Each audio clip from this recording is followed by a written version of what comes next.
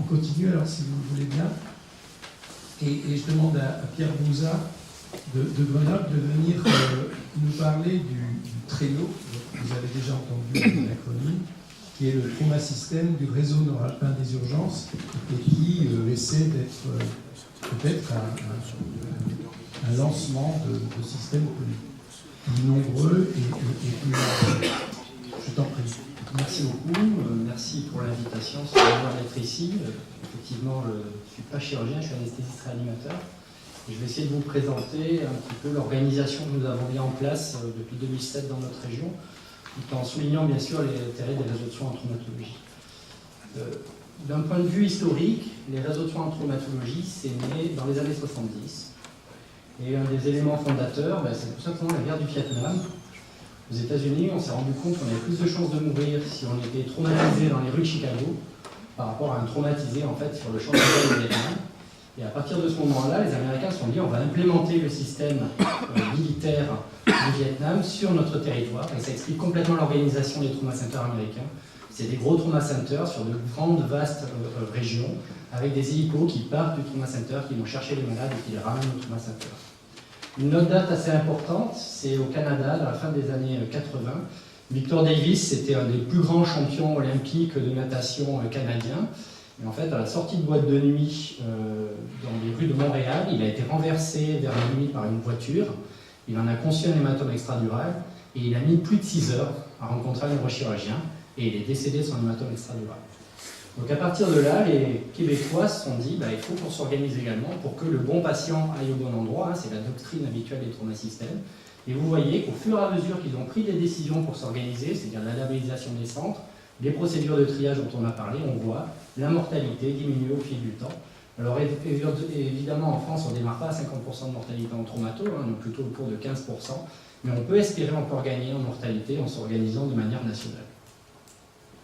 Alors sur ces arguments de bénéfice des trauma centers, et puisqu'on avait finalement de gros afflux de victimes traumatisées pendant la saison hivernale, on a décidé de s'organiser en un trauma système que l'on a appelé TRENO. En fait, c'est une branche du réseau nord-alpin des urgences. Et si vous êtes particulièrement intéressé par une description complète du réseau, je vous invite à lire cette publication qui est en anglais, mais qui permet de reprendre les principaux points de ma présentation. Alors la première étape, ça a été de dire finalement, essayons de grader les patients dans un objectif de triage. Essayons de catégoriser la gravité des patients. Et pour ça, on a utilisé un système très simple, qui est un système ABC. On a considéré comme patients grade A les patients qui étaient instables à l'arrivée du secours préhospitalier et qui restent instables malgré les manœuvres de réanimation. On a ensuite considéré le grade B, qui est le patient qui est instable à l'arrivée des secours, mais qui est stabilisé par les manœuvres de réanimation, ou les patients qui ont des lésions anatomiques potentiellement graves, comme des traumatismes vertébromégulaires, des traumatisés du thorax avec par exemple des volets costauds, ou des amputations au-dessus du genou ou au-dessus des coudes. Et puis enfin, vous avez le grade C, qui est le patient stable, qui est stable depuis le début de sa prise en charge, qui est stable pendant son transport, qui est stable à l'arrivée à l'hôpital, et qui a uniquement une suspicion de traumatisme grave sur l'historique en fait, du traumatisme, c'est-à-dire principalement une grande vélocité, un passager décédé dans l'accident, etc. Et finalement, lorsqu'on regarde cette gradation A, B ou C, elle correspond assez bien à la mortalité. Les patients grade A, ils sont peu nombreux, mais si on regarde leur mortalité, elle est extrêmement importante, elle est autour de 40%. Les patients grade B sont également des patients qui sont graves, qui ont une mortalité autour de 7%. Et puis la majorité des patients qui rentrent dans le TRENO, c'est finalement des patients grade C, c'est-à-dire des patients qui ont uniquement des arguments cinétiques de gravité, et leur mortalité est très faible. Donc finalement, simplement en utilisant cette gradation A, B ou C, vous pouvez en quelque sorte prédire la mortalité de vos patients. Si vous êtes un grade A, vous avez plus de chances de mourir qu'un grade C, c'est évident, mais encore faut-il le montrer. La deuxième, après avoir gradé les patients, la deuxième étape, ça a été de catégoriser les centres. Pour cela, on a utilisé une classification qui est habituelle, qui est nord-américaine, en level 1, level 2 et level 3, donc 3 niveaux, avec des petites variations un peu spécificités à la française, puisque des centres hospitaliers se retrouvent avec des ressources proches de CHU et supérieures à certains CH. Donc finalement, le niveau 1, c'est le CHU, c'est l'hôpital qui peut traiter définitivement toutes les lésions. Le niveau 3, c'est l'hôpital qui a uniquement des moyens diagnostiques, qui uniquement peut faire un scanner, mais qui n'a pas de moyen de traiter définitivement toutes les lésions. Et puis vous avez un certain nombre de niveaux intermédiaires selon le type de chirurgie que vous avez sur place, selon que vous avez l'embolisation dans votre hôpital ou pas. Et donc il a fallu catégoriser tous ces centres, et voilà un petit peu le quart de nos régions. Vous connaîtrez peut-être l'endroit où vous allez passer vos prochaines vacances d'hiver. Et les niveaux 1, finalement, il y en a deux, c'est Grenoble-Annecy. Annecy n'est pas dans l'hôpital universitaire, mais à peu près tout le même plateau technique que CHU. Nous, on a quand même le côté U en plus. On a un niveau 2 qui est Chambéry. Et puis ensuite, on a un ensemble de niveau 3 qui uniquement font le diagnostic des lésions, des centres qui sont en général situés près des stations de ski. Après avoir gradé les patients, après avoir gradé les centres, il a fallu tout simplement faire des algorithmes de triage. Et la philosophie de l'algorithme de triage, c'est finalement le patient le plus grave doit aller dans le centre de niveau le plus élevé. C'est-à-dire le patient le grade A, grade B, il doit aller dans la mesure du possible dans un centre de niveau 1. On a la chance dans notre région d'avoir 2 centres de niveau 1 qui couvrent l'intégralité de la région. Donc notre philosophie, c'est très clair, les patients les plus graves doivent aller dans un centre de niveau 1. Pour les patients grade C, donc les patients qui ont uniquement des critères d'énergie cinétique, là, ils peuvent être pris en charge dans n'importe quel centre hospitalier du moment qu'ils possèdent un scanner. Alors, on a évidemment essayé d'évaluer cette façon de travailler, c'est-à-dire la gradation, l'analysation des centres et les algorithmes de triage. On a notamment montré que lorsqu'on utilisait le système de gradation hospitalière, on diminuait le sous-triage. Alors, le sous-triage, c'est un patient traumatisé grave, avec un score ISS supérieur à 15, qui ne va pas dans le bon trauma center et qui a besoin d'être transféré secondairement. Si, dans notre registre, on a pu avoir un certain nombre de patients qui ont été marqués comme j'ai utilisé la cotation hospitalière de l'algorithme de triage, et certains patients qui n'ont pas bénéficié de l'algorithme de triage, parce que par exemple, ils ont été pris en charge par les pompiers. Et lorsqu'on regarde les patients qui n'ont pas utilisé le système de grading hospitalier, on constate que le taux d'undertriage il est de 25%. C'est-à-dire qu'il y a un patient sur 4 qui ne va pas au bon endroit. C'est-à-dire si je prends le malade et que je n'ai aucune guidelines, finalement je me trompe dans un cas sur 4. Lorsque j'utilise la procédure de gradation préhospitalière et l'algorithme de triage, je diminue le taux de triage autour de 8%, ce qui est un bon résultat. Les Américains considèrent qu'en dessous de 10% d'undertriage, on est dans un système de soins efficace. Donc finalement, ce système de gradation elle vous permet de mieux diriger vos patients vers le bon hôpital, considérant la gravité du patient initial. On a regardé également l'impact du réseau sur la mortalité d'une pathologie très spécifique comme le traumatisme grave du bassin, qui nécessite une coordination importante entre la chirurgie et la radiologie interventionnelle. Et on a comparé la mortalité observée de nos patients par rapport à la mortalité prédite par un score de traumatologie qui est Trice. Et on a constaté que dans les centres de niveau 1, la mortalité prédite était supérieure à la mortalité observée, ce qui nous laissait penser à possiblement un effet bénéfique aussi du réseau sur une pathologie grave qui est le traumatisme du bassin. Et puis, un des éléments fondamentaux dans notre réseau, c'est également le transfert d'informations. Le transfert d'informations, c'est notamment le fait de pouvoir consulter un scanner à distance de n'importe où. Donc c'est actuellement une procédure qui est bien établie, qui évolue. Là, c'était Crisa, on est passé au Nexus. Et ce qui nous permet de visualiser un certain nombre de scanners de nos patients et de prendre des décisions sur le devenir des patients, à savoir les laisser sur place ou les transférer vers le centre de niveau 1. Ici, vous avez l'exemple d'un patient de 27 ans qui chute en situation de ski, qui est Glasgow 13 à la prise en charge, qui, sur des critères de cinétique, finalement est admis dans un centre de niveau 2, et puis se dégrade brutalement, H+2 après son admission, un scanner qui montre un volume extradural. On a la visualisation de ces images, on a le contact avec l'urgentiste sur place, on a même un chirurgien général sur place qui est capable de faire une évacuation du hématome extradural. On décide d'opérer le patient sur place par un chirurgien général et de le transférer ensuite vers le centre de neurochirurgie pour finir le geste. Donc il a été trépané sur place, puis transféré avec une évolution favorable. Dans d'autres cas, au contraire, ça peut être une indication de surtout pas opérer. Ici, c'est un enfant de 10 ans renversé par une voiture. Il est Glasgow 12, un hématome extradural qui est problématique, qui est très proche des sinus longitudinales supérieurs, et potentiellement des catastrophes hémorragiques lors de la chirurgie. Ce patient n'est surtout pas opéré sur place, on dit transférez-le au centre de niveau 1, il faut qu'il soit opéré par un neurochirurgien. Donc finalement, c'est l'association du contact téléphonique avec un numéro de téléphone unique, plus le transfert d'image, vous permet de prendre des décisions que l'on pense le plus appropriées pour le patient. Un autre cas, c'est un patient qui a été...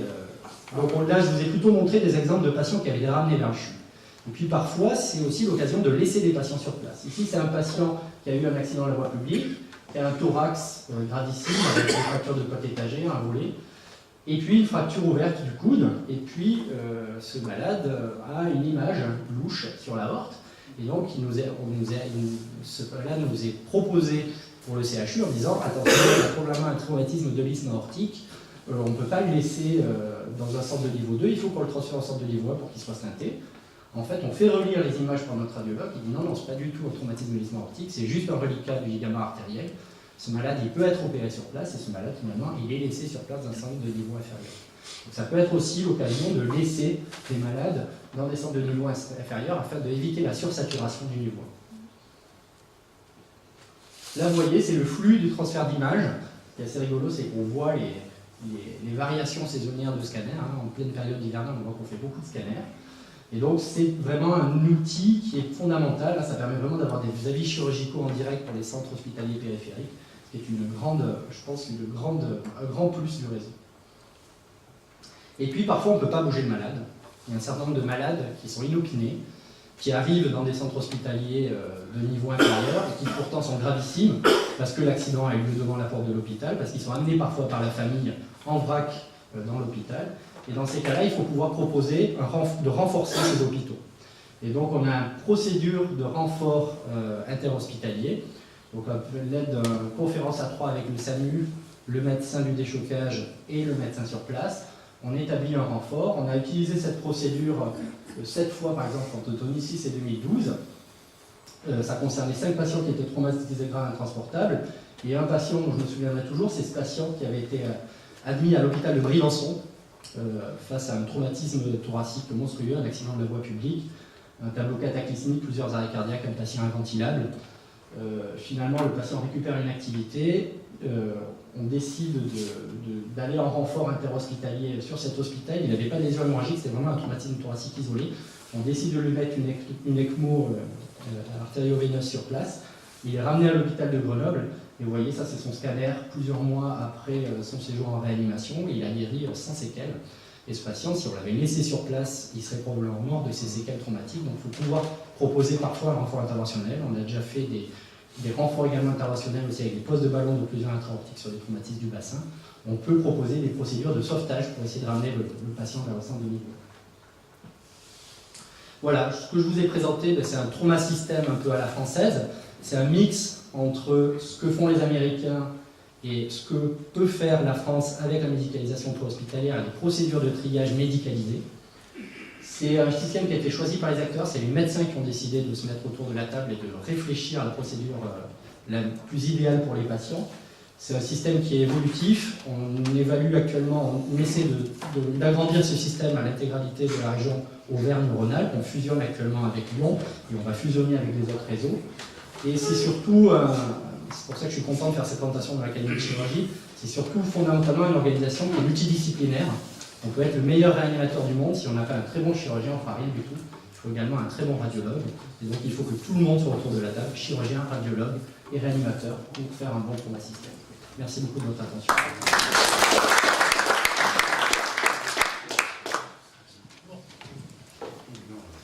Question ?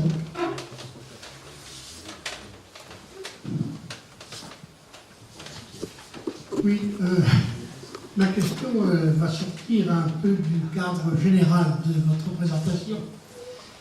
Vous avez fait allusion au début à l'accident survenu chez ce nageur canadien qui a été victime, au sortir d'une boîte de nuit, si j'ai bien compris, d'un traumatisme par voiture. Alors ma question est la suivante. Victime ensuite, bien sûr, d'un gros hématome intracérébral extradural.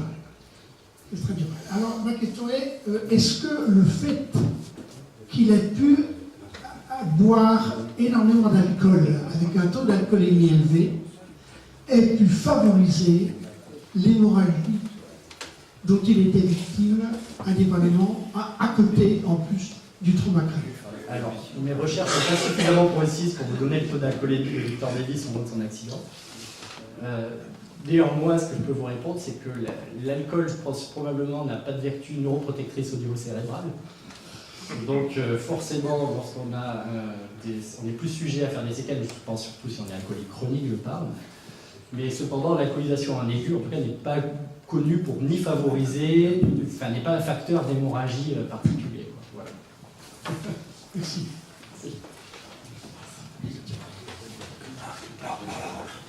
Juste une question. Qui assure la régulation? Alors, la régulation, c'est une question épineuse, effectivement, vous avez raison, parce que finalement, on est sur 3 départements, Haute-Savoie, Savoie-Isère, et chacun a sa régulation.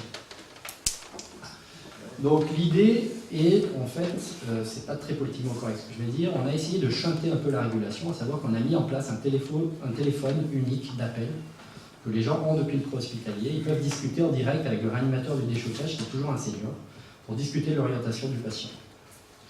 On a contourné un petit peu la régulation, mais on a essayé de faire astucieux, c'est-à-dire que la communication peut être enregistrée et donc peut avoir une valeur légale. C'était l'inquiétude en gros des SAMU, qu'on puisse dire n'importe quoi et que ça ne soit pas enregistré, que le malade aille n'importe où, que ça soit la faute du SAMU et pas la nôtre.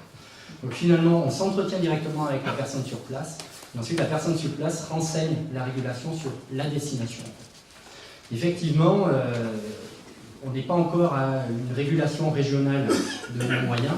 Ça serait, je pense, l'idéal. On est encore d'une régulation départementale. Mais on peut essayer de contourner ce biais justement par des numéros d'appel uniques dans les trauma centers avec un réanimateur. J'insiste beaucoup, ce téléphone, il ne doit jamais être tenu par un junior. C'est toujours un senior qui a le téléphone. Jamais un médecin. Merci Pierre.